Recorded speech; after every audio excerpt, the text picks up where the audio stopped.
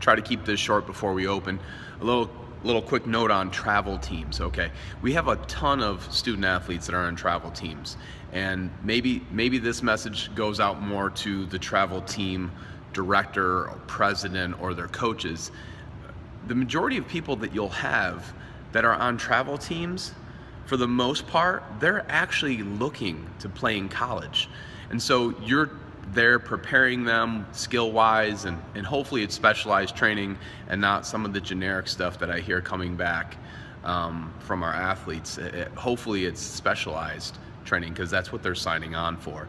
So if they're getting that training, and that's great developmentally, and you're getting them prepared for school, and hopefully they're prepared to be sustainably growing throughout college. The problem is, though, that the exposure that they need to get some traction in order to gain visibility for college, in order to get into college and college programs or get in front of a college coach, they gain through travel the majority of the time. And so an important thing to understand if you're running these travel teams is the fact that you need to actually provide, promote, and educate your student athletes so that they understand that what they need to do isn't just develop, but they also need to be a little bit of a shameless promoter and marketer for themselves. With NCAA regulations and rules, it's very difficult to get yourself out there often.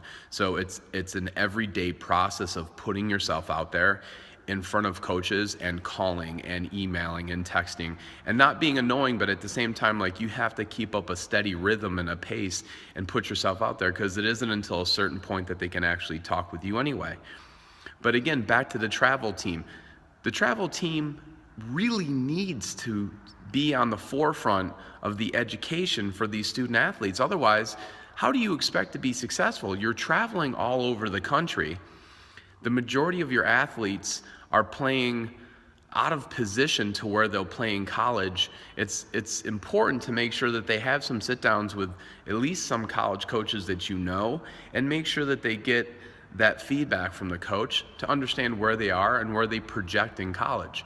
And then the next step is make sure that they're doing everything they need to do outside of sports.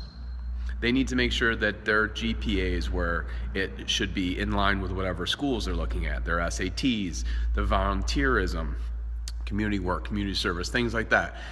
All of these things are important, and it should all be a part of the package that you get when you're on a travel team. That is really why you're on a travel team.